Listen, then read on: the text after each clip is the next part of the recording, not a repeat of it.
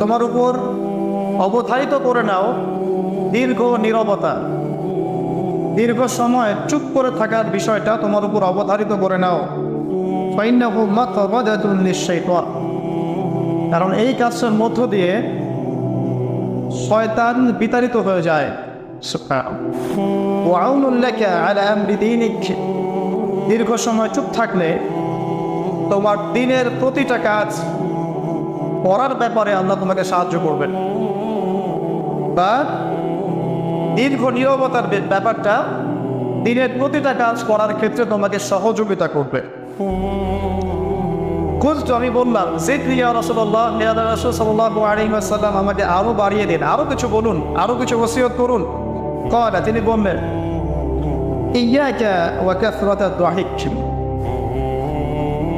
সাবধান থাকবে বেশি বেশি